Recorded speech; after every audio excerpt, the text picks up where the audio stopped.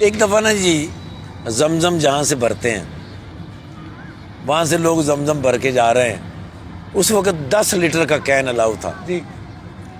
ایک بزرگ تھے کے پی کے، ان کی عمر رہی ہوگی 70 کے قریب.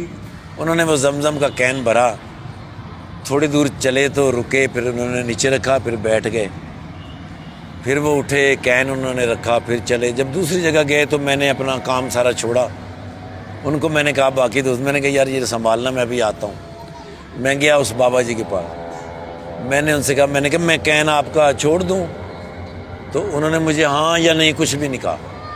میں نے کین ان سے لیا، میں نے ان کا ایک ہاتھ پکڑا. اب میں ان کے ساتھ باتیں کرتا کرتا چلا جا رہا ہوں. تقریباً ½ کلومیٹر ان کا گھر تھا، مختلف جگہیں سے. پھر انہوں نے کہا کہ وہ جو سیڑھیاں ہیں نا، ان سیڑھیوں کے اوپر میرا کمرہ ہے، آپ سیڑھیوں کے نیچے رکھ دو، پھر میں آہستہ آہستہ لے جاؤں گا. میں نے کہا نہیں ایسا تو نہیں ہو سکتا، میں آپ کو راستے میں تو نہیں چھوڑوں گا. اب وہ سیڑھیوں پہ نیچے کھڑے ہو گئے. میں گیا، سیڑھیاں چڑھی، اس نے مجھے اشارہ کیا کہ یہ والا دروازہ ہے. میں نے وہاں کین رکھا، میں نیچے واپس آیا تو اس نے مجھے 5 ریال نکال کے دیے. میں نے کہا یہ 5 ریال. میں نے کہا بابا جی میں پیسوں کے لیے نہیں آیا، اگر آپ کا بیٹا آپ کے ساتھ ہوتا میری طرح تو اس کو آپ پیسے تو نہیں نہ دیتے، اس آپ کا حق. کہنا ہاں بالکل ٹھیک ہے.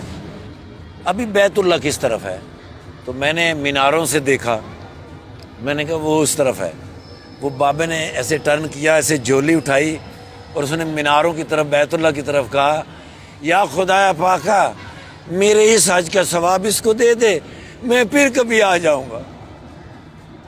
اب وہ میں کس طرح بیان کر سکتا ہوں، اس بابے کو میں کس طرح بیان کر سکتا ہوں. میں ان سے مل کے واپسی کے لیے چلا، جہاں تک وہ مجھے نظر آ سکتے تھے. میں نے پیچھے مڑ کے دیکھا تو وہ میری طرف ہی دیکھ رہے تھے. وہ تب تک میری طرف دیکھ رہے تھے جب تک میں ٹرن نہیں ہو گیا. اور میں ٹرن ہو کے تھوڑا سا آگے گیا، میں پھر واپس آیا. میں نے پھر واپس آ کے ایسے دیکھا تو وہ بابا کھڑے تھے، اور پھر انہوں نے مجھے یوں کیا اور پھر وہ بابا اوپر گئے.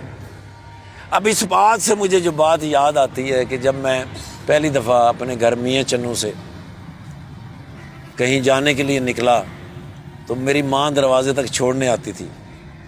ہمارا گھر گلی کے بالکل مڈ میں تھا.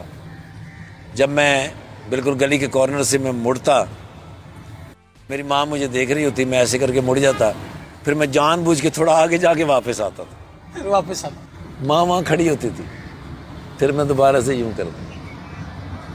میری ماں کو اس دنیا سے رخصت ہوئے 30 سال ہو گئے. 30 برس؟ جی سر.